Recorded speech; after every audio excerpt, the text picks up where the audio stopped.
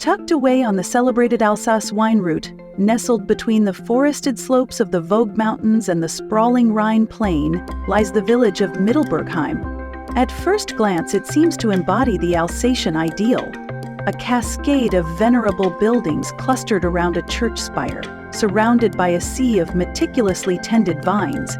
Yet, as one draws closer, a subtle distinction emerges. Where one might expect a riot of brightly painted, half-timbered facades, Mittelbergheim presents a vision of serene and sober elegance. This quiet authenticity has earned it the prestigious designation as one of les plus beaux villages de France, the most beautiful villages of France, a title it wears with an understated grace, born from centuries of history deeply rooted in the soil. The village's unique architectural character is its most striking feature. Unlike its more flamboyant neighbors, Mittelbergheim forgoes the colorful paint box for the inherent beauty of its building materials. The village is a harmonious composition of Renaissance-era houses, crafted from a local pinkish-gray sandstone. This creates a sophisticated, unified aesthetic, where the texture of the stone and the elegance of the architectural details take center stage. The prosperity of the 16th and 17th centuries, fueled by a flourishing wine trade, is etched into these buildings.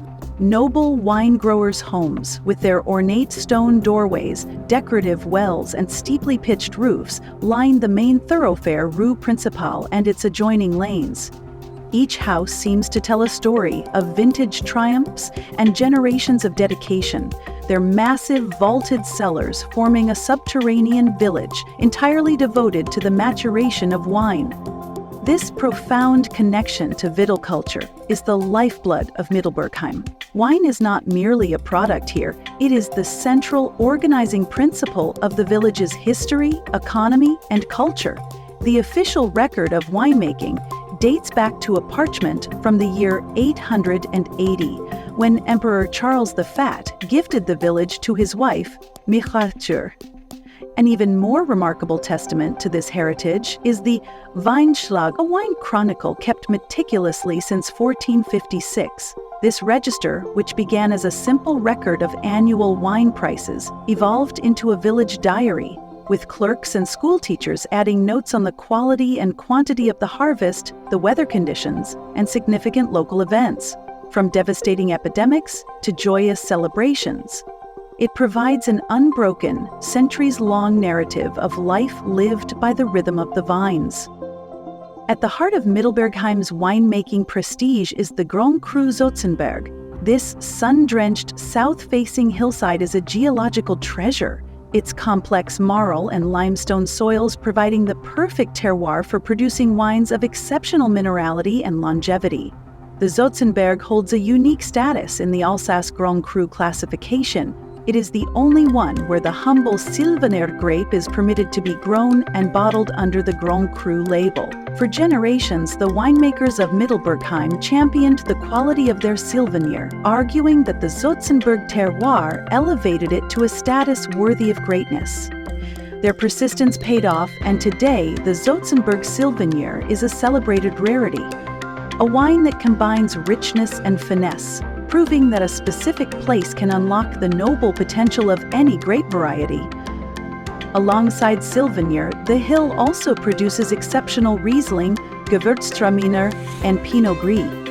Wandering through Mittelbergheim is a journey back in time. The village is remarkably well preserved, a coherent architectural ensemble that has escaped the ravages of war and the intrusions of jarring modernity. The 16th century Hôtel de Ville town hall stands as a proud centerpiece, its handsome facade a symbol of civic history. A curious feature of the village skyline is its tale of two churches, a testament to Alsace's complex religious history.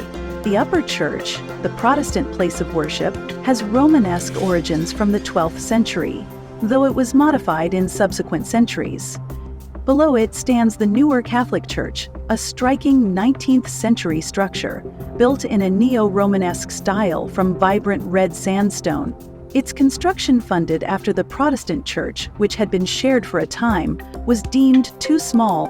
Beyond these major landmarks, history whispers from every corner. An ancient wooden wine press, sheltered under an overhang, stands as a rustic sculpture.